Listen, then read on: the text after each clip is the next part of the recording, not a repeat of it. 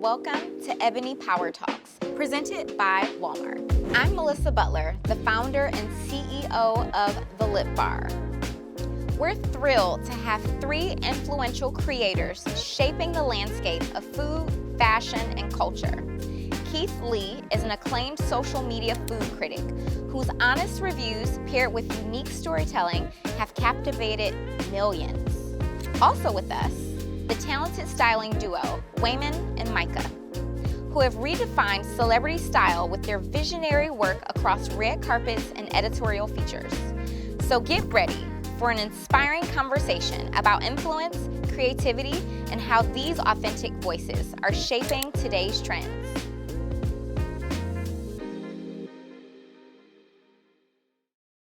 I am joined by a few amazing influential creators, Wayman and Micah and Keith Lee. Clearly, what we see today is not what we saw, at day one. How did this dynamic duo come to be? It was a Friday night in Harlem. We were going to a house party. I was going to the house party with a friend of mine.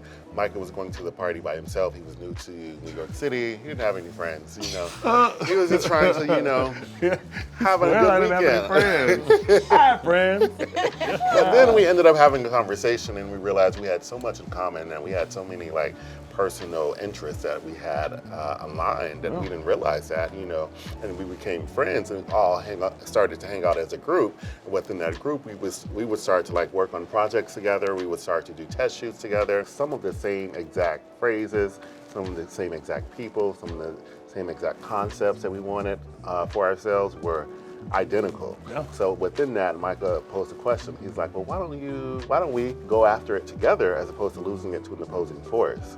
Yeah. And I said, okay. And then within that same year, one of the clients that we put on our vision boards, we acquired. Oh, wow. That is incredible. So it sounds like this was a match made in heaven. Yeah. Collaboration over competition all day. Yes, Yes. exactly. For most of us, we were mind blown. And some of you guys don't even know that Keith used to be a MMA fighter. Wow. He was not a food critic. How did you make that transition and why? It's crazy that y'all even mind blown because again, that was my number one identity. My whole life, I thought that's all I was gonna do for the rest of my life.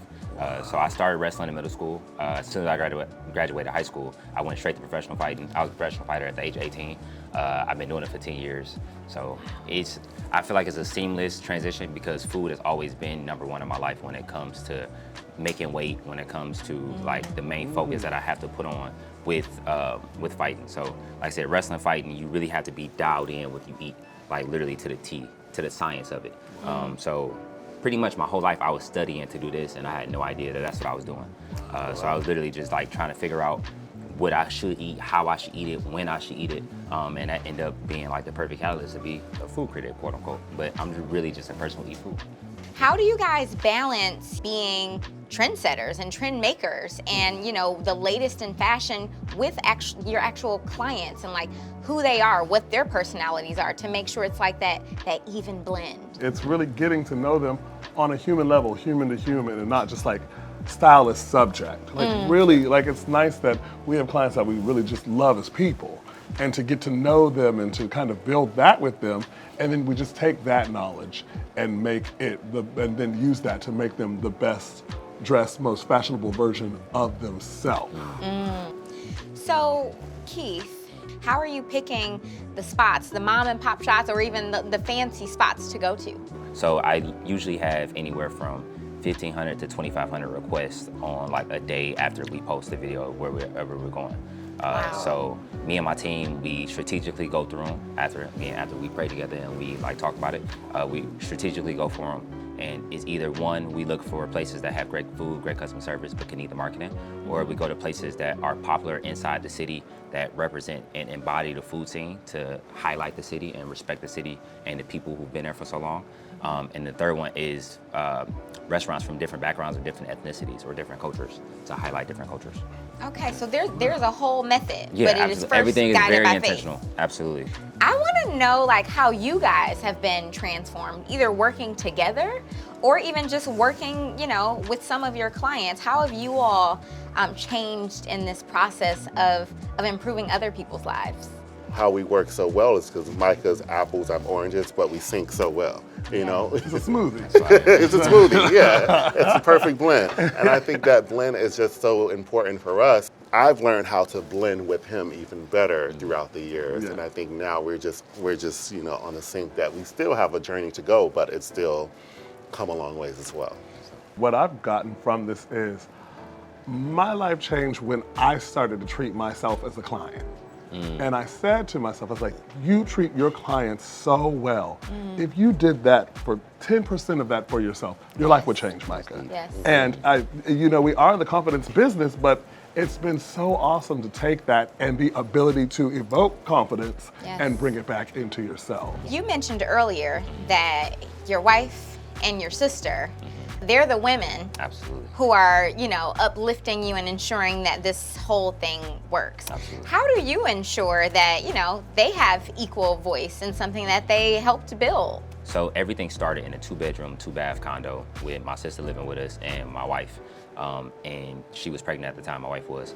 And literally we would sit and have team meetings and we'd have conversations before we even were a team. Like we wasn't bringing no money off of social media.